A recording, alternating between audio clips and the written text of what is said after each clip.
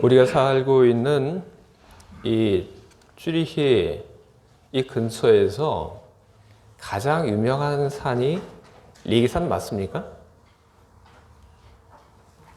왜 그냥 다들 웃고만 계시네요. 리기산이 아닌가 봅니다. 자, 제가 아는 것이 리기산이기 때문에 제가 여러분들에게 한번 물어보고 싶은데, 여러분 다 리기산 다녀오셨습니까? 대답들이 신통치 않은 걸 보니까 가신 분도 계시고, 그리고 아직 저처럼 못 가신 분들도 있는 것 같습니다. 근데 못 가신 분들이 훨씬 더 많은 것 같네요. 산에 올라가시는 분들을 이렇게 보면 산에 올라가지 않는 사람들은 항상 궁금해요. 저분들은 왜 그렇게 산에 열심히 올라갈까? 그렇죠? 크게 달라지는 풍경도 없는데 산에 열심히 올라갑니다. 예전에 에베레스트 산 이 등반에 도전했던 이 조지 말로이에게 누가 질문했습니다. 왜 에베레스트 산에 올라갑니까? 그 질문을 듣고 나서 이 조지 말로이가 대답을 했습니다. 산이 거기 있기 때문이다. 이 대답이 무척 유명한 그런 대답이 됐습니다. 그런데 저는 이 대답을 들으면서도 아직 잘 모르겠어요. 이 대답이 도대체 무슨 이야기인지. 근데 이 사람은 그렇다 쳐도 사람들은 산에 오를 때 나름대로 이유를 가지고 산에 올라갑니다. 다 이유가 있습니다. 어떤 사람은 운동 삼아 산에 올라갑니다. 그리고 누군가는 좋은 경치 구경하려고 산에 올라갑니다.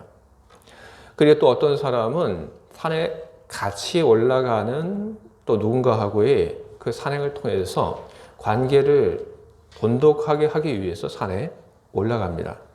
여러 가지 이유가 있습니다. 그런 이유가 없으면은 산에 올라가지 않게 됩니다.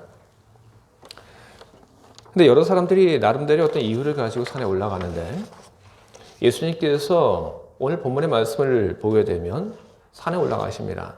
높은 산에 올라가십니다. 예수님께서는 높은 산에 왜 올라가셨을까요? 우리는 산에 올라가신 뒤에 어떤 일들이 일어났는지 우리는 알고 있습니다. 하지만 산에 올라간 뒤에 있었던 일들, 예를 들어서 산에 올라간 뒤에 변화된 예수님의 모습이 있었지만 그런 모습을 예수님께서 제자들에게 보여주기 위해서 그 목적으로 산에 올라가는 것은 아닙니다. 예수님께서 모세와 엘리야와 어떤 중요한 이야기를 하기 위해서 산에 올라가는 것, 그것도 주된 목적은 아닙니다. 그것은 산에 올라갔던 김에 생겨난 일들에 지나지 않습니다. 예수님께서 산에 올라가신 그 이유는 무엇일까? 그것은 히브리인들에게 있어서 산이라고 하는 것이 어떤 곳인가? 우리가 그 질문을 우리가 하게 될 때 예수님께서 산에 올라가신 그 이유를 우리는 알 수 있습니다. 히브리인들에게 있어서 산은 어떤 곳인가?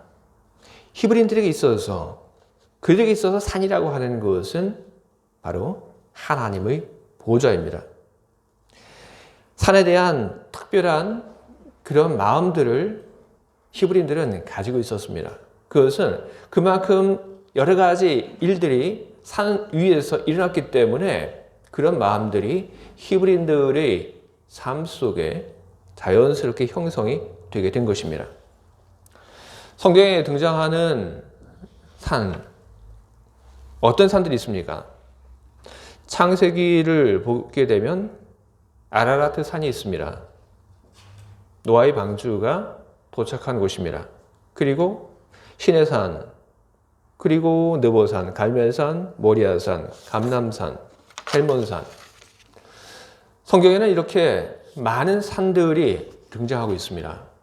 그리고 그 산들은 그냥 산이 아니라 특별한 하나님과 그리고 히브리인들과의 어떤 일들이 있었던 아주 중요한 그런 장소였던 것입니다.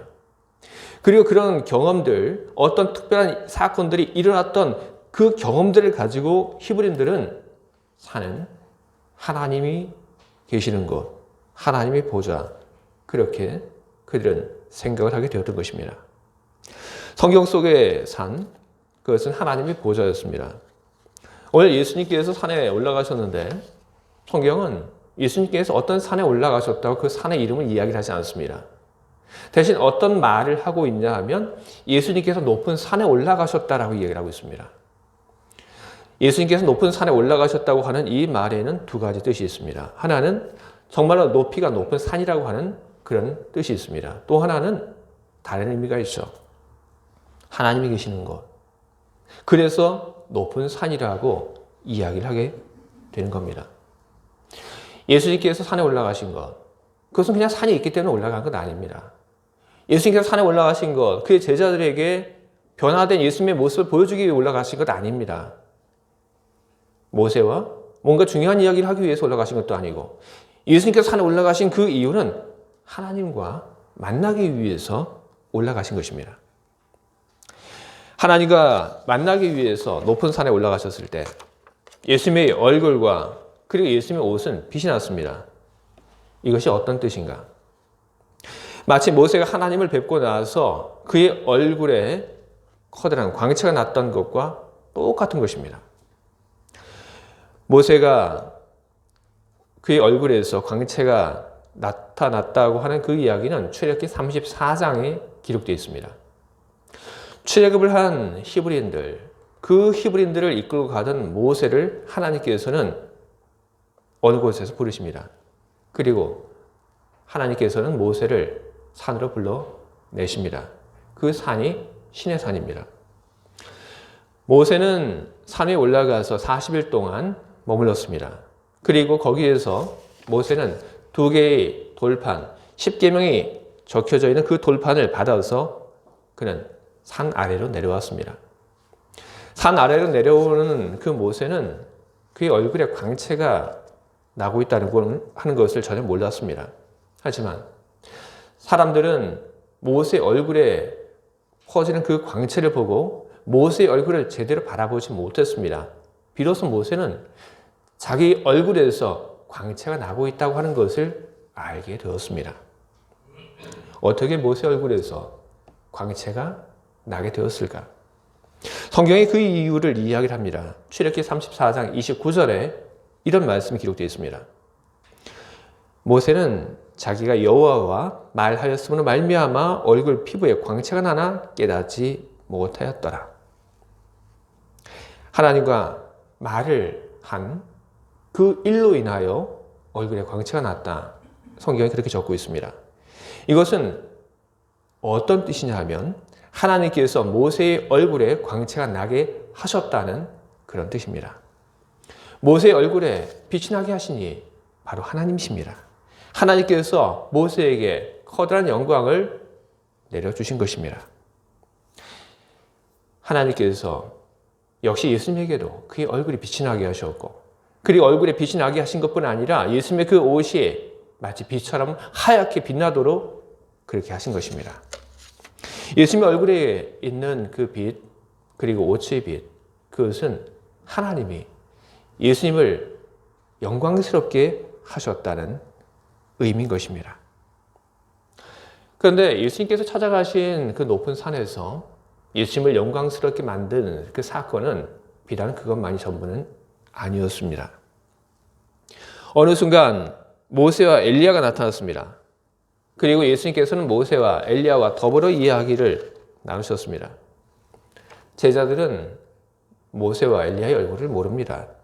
하지만 성경은 예수님의 그 제자들이 예수님과 이야기를 나누고 있는 사람들이 모세와 엘리야인 것을 알았다고 그렇게 적고 있습니다. 어떻게 알았을까요? 그들은 예수님께서 그들과 하는 이야기를 듣고 그들이 누군지 알게 되었던 것입니다. 그 모습을 본 예수님의 제자들, 그들은 예수님이 보통 분이 아니라고 하는 것을 새삼 느끼게 됩니다.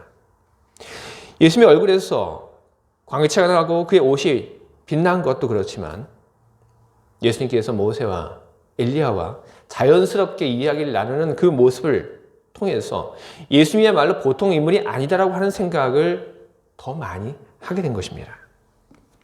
모세와 그리고 엘리야와 편하게 이야기 나눈 그 모습 속에서 그들은 예수님이 적어도 모세급의 인물 그리고 엘리야급의 인물이라고 생각을 하게 된 것입니다.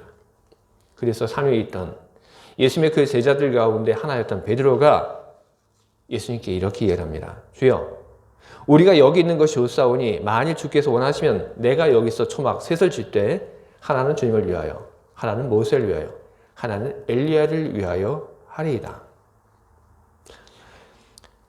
베드로가 만들겠다고 한 그 초막은 바로 경배의 자리입니다.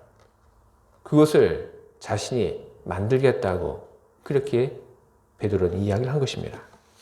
그리고 그 다음 순간 하나님이 모두에게 나타나십니다. 성경은 호련히 빛난 구름이 그를 덮었다 이렇게 기록을 하고 있습니다. 구름 혹은 연기, 이것은 하나님의 임재를 표현하는 성경의 표현 수단입니다. 솔로몬이 성전을 완성하고 그리고 그 성전을 하나님께 봉헌할 때 역대 5장을 보게 되면 그때 여호와의 전에 구름이 가득했다고 그렇게 성경은 기록을 하고 있습니다. 여호와의 전에 구름이 가득했다.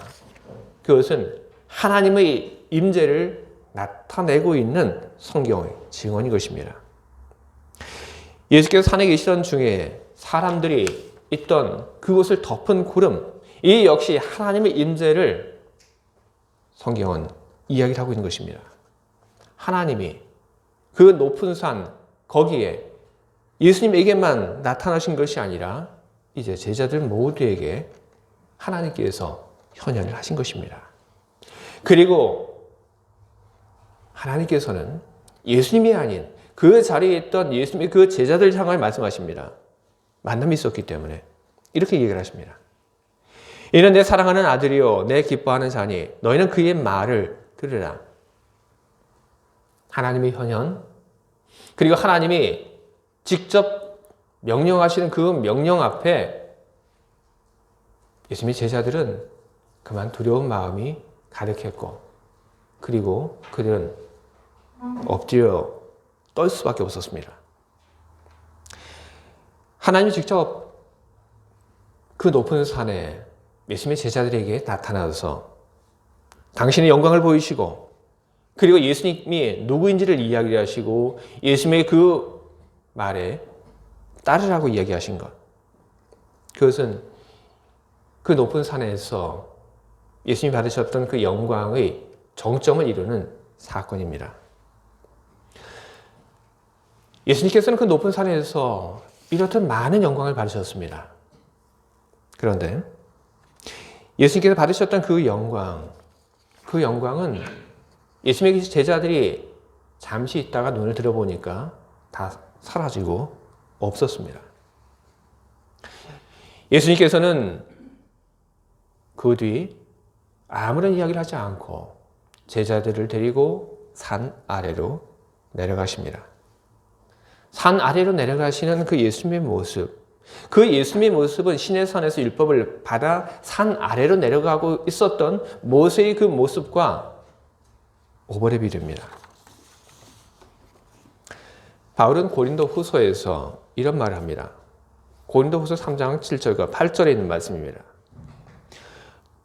돌에 써서 새긴 죽게 하는 율법 조문의 직분도 영광이 있어 이스라엘 자손들은 모세의 얼굴이 없어질 영광 때문에 그 얼굴을 주목하지 못하였거든 하물며 영의 직분은 더욱 영광이 있지 아니하겠느냐.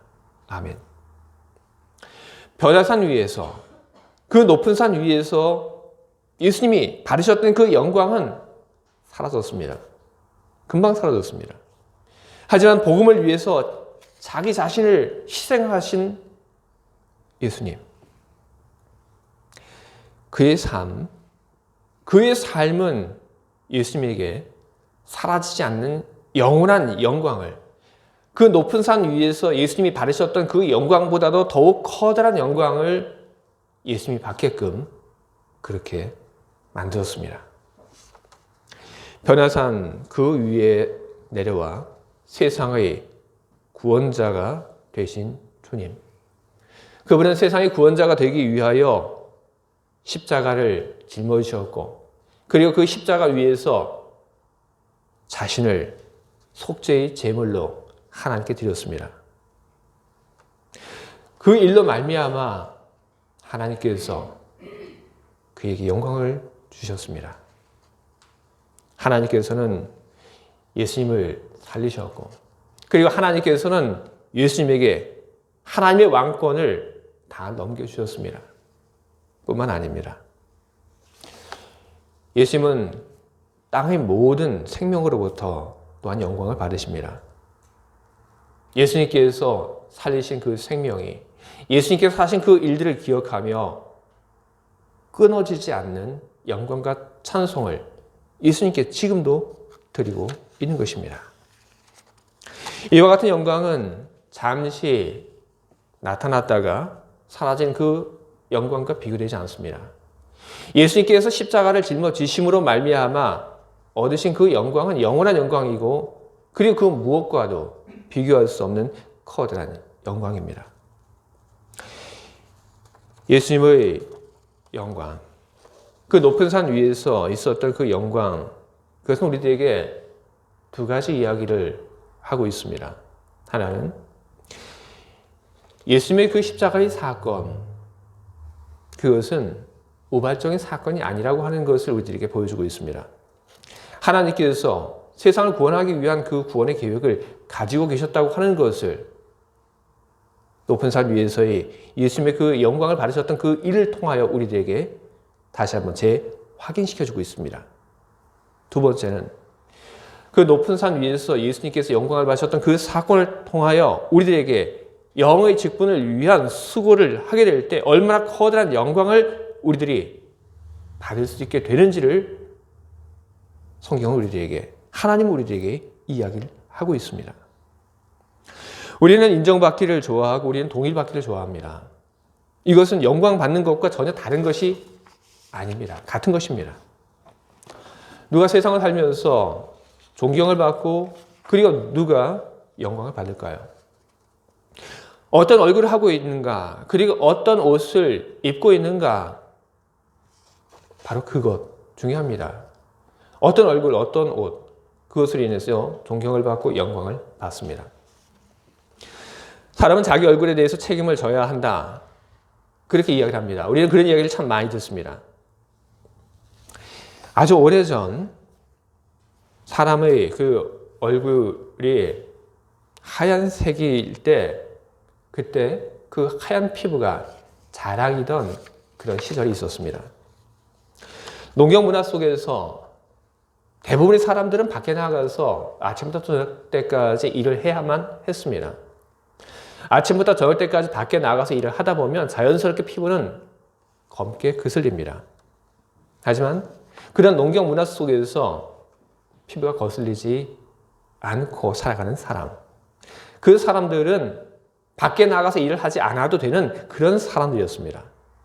하얀색 피부는 자기 신분의 상징이었습니다. 얼굴의 그 하얀색은 자기의 자랑이었고, 그리고 자기의 영광이었던 것입니다. 그러나 이제 굳이 피부가 하얀지 그렇지 않은지를 두고 그것을 가지고 자기 자랑으로 삼지는 않습니다. 그것을 보면서 부러워하는 그런 모습도 이제는 없습니다. 하지만 이런 영향이 지금도 여전히 남아 있습니다. 체면이라고 하는 것이 그 가운데 하나입니다. 자기 얼굴을 중요시 여기는 것입니다. 체면 칠해와 체면은 여러분 다른 것입니다. 체면 칠해는 그냥 누구에게 보여주기 위한 것이고, 체면은 다릅니다. 예전 조선시대의 선비들은 하고 싶은 것이 있어도 체면 때문에 옳지 않은 것 하지 않았고, 체면 때문에 작은 이익은 추구하지 않고 살았습니다. 바로 그것이 제대로 된 체면입니다. 사람들은 여전히 체면, 자기 얼굴을 참 중요하게 생각합니다. 체면이 선다, 체면이 깎인다. 자기 얼굴을 여전히 중요하게 생각을 하며 사람들은 살고 있는 것입니다. 자기 얼굴을 책임지고 살아가는 사람들, 체면을 지키고 살아가는 사람들, 바로 그런 사람들은 자기 삶에 자부심을 가지고 그리고 그렇게 살아가는 사람들을 세상에서는 훌륭한 사람이라고 그리고 존경을 하게 됩니다. 그리고 사람들이 입은 옷도 사람들의 그 존경을 유발합니다. 의사들이 입은 가운 보면 멋집니다. 그리고 법복들, 군복, 간호사들이 입는 옷들, 이런 옷들을 보게 되면 우리는 그 사람 앞에서 우리는 대단한 사람이다, 훌륭한 사람이다, 존경하는 마음을 우리는 갖게 됩니다. 그런데 이런 옷을 조금 추상화하게 되면 어떻습니까? 이런 옷을 조금 추상화하게 되면 그러면 어떤 일을 하는가라고도 우리는 그 옷을 받고 이야기를 할 수 있습니다. 사람이 어떤 일을 하고 있는가? 그것은 비단 직업만을 가지고 이야기를 하는 것은 아닙니다. 어떤 일을 세상을 위해서 하고 있는가? 그것을 통해서 사람들은 자기 일에 대해서, 자기 자신에 대해서 자부심을 느끼기도 하고, 그리고 자기가 하는 일에 대해서 다른 사람들의 그 존경을 기대하기도 하는 것입니다. 어떤 얼굴을 하고 있는가?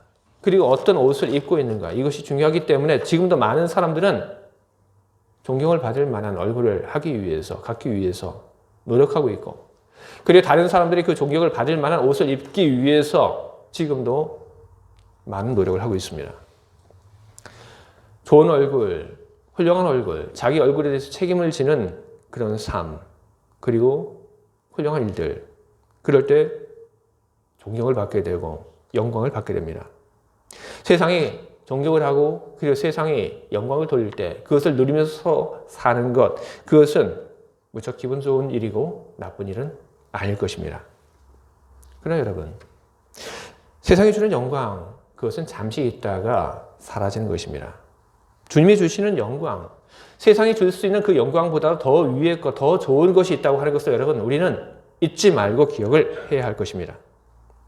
주님이 주시는 영광이라고 하는 것은 잠시 있다가 사라지는 세상의 그 영광과 비교되지 않습니다. 주님이 우리에게 주시는 그 영광은 영원한 것입니다.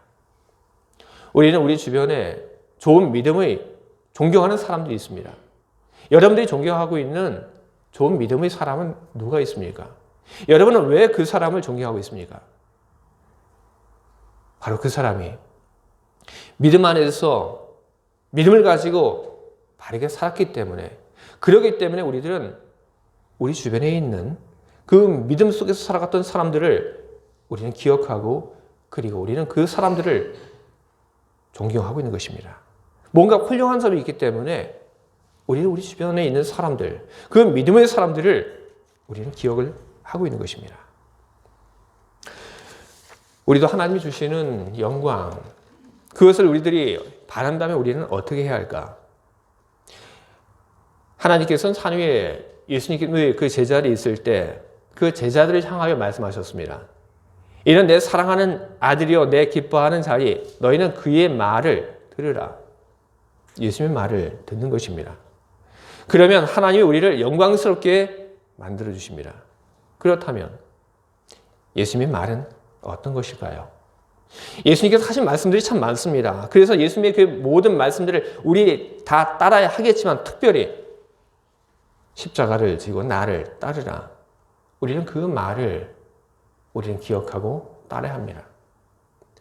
십자가를 짊어지고 나를 따르라. 이 말은 바로 예수님께서 높은 산 위에 올라가시기 바로 직전에 예수님께서 하신 말씀이기도 한 것입니다. 십자가를 짊어지고 나를 따르라. 이 말 안에는 예수님께서 하신 모든 가르침이 다 담겨져 있습니다. 십자가를 지고 나를 따르라. 이 말은 사랑하라고 하는 것입니다. 어떤 일이 있어도 사랑하라고 하는 말씀인 것입니다. 고린도전서 13장을 보게 되면 사랑에 대한 말씀이 기록되어 있습니다.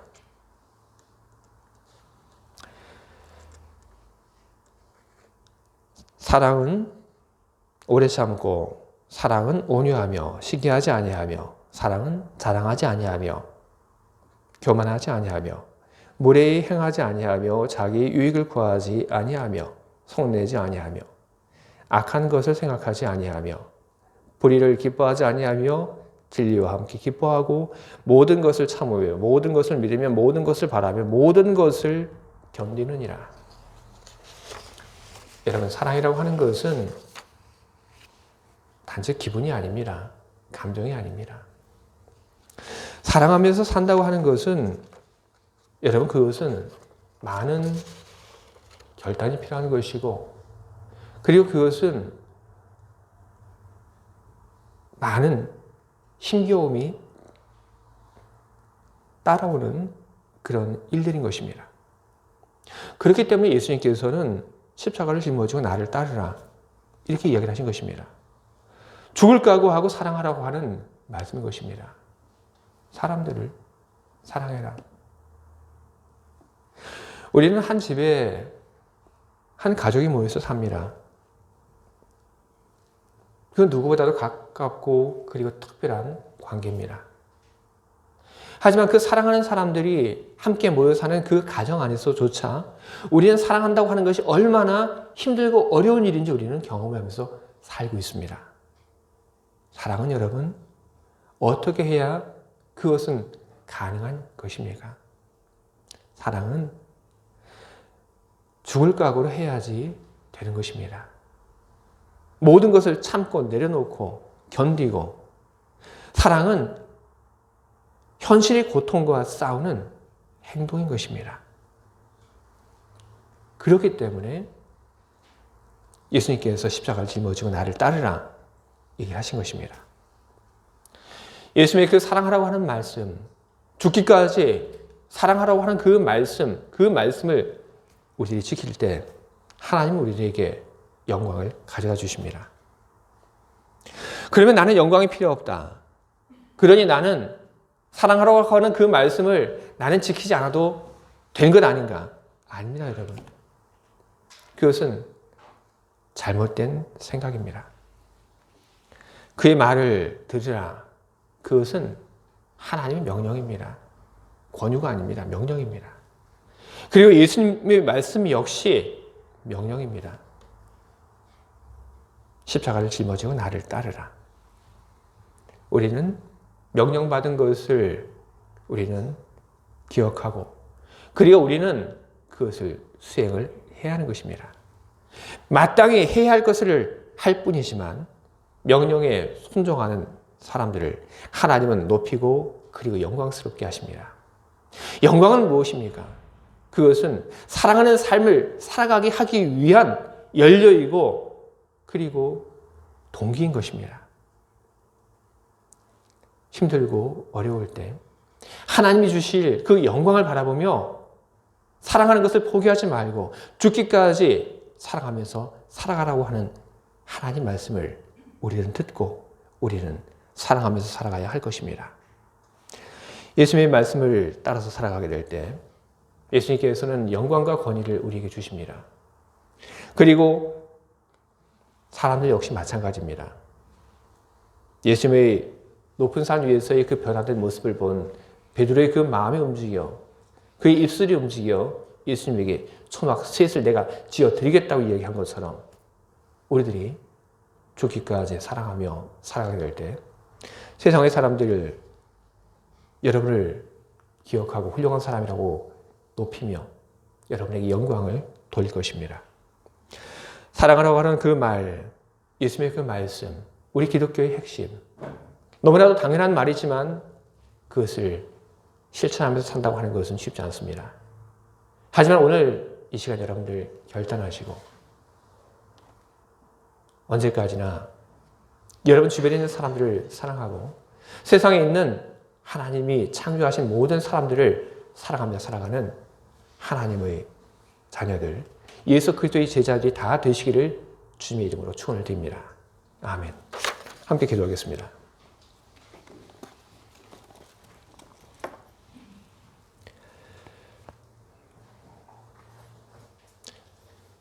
높은 산 위에서 큰 영광을 받으신 예수님을 기억을 합니다. 그러나 그 영광이 곧 없어지고 말았습니다. 하지만 예수님께서 하나님의 뜻을 따라 십자가의 길을 걸으셨을 때, 그때 예수님께서는 사라질 영광이 아니라 영원한 영광을 얻으셨습니다. 우리가 그것을 기억하게 하시옵소서.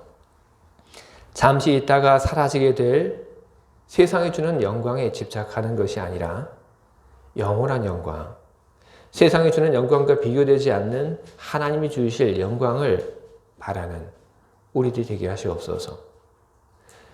하나님 주실 영광을 사모하며 그것을 연료 삼아 사랑하는 삶을 살게 하시옵소서. 때로 억울하고 분통 터지고 그런 일들이 있을지라도 사랑하는 것을 멈추지 않고 계속 사랑하게 하시옵소서. 하나님 우리를 사랑하신 것처럼, 예수 그리스도께서 우리를 사랑하신 것처럼 하나님을 사랑하고 예수 그리스도를 사랑하고 그리고 내 주변에 있는 사람들을 사랑하며 사랑하는 우리가 되게 하시옵소서. 예수 그리스도의 이름으로 기도합니다. 아멘.